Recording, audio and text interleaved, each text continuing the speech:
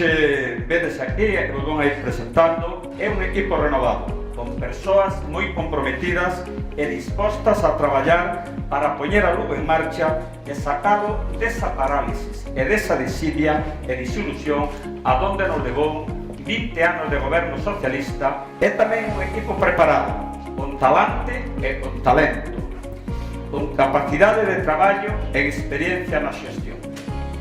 A todos eles, a todos vos, desde hoxe vos pido moita dedicación, traballo e esforzo.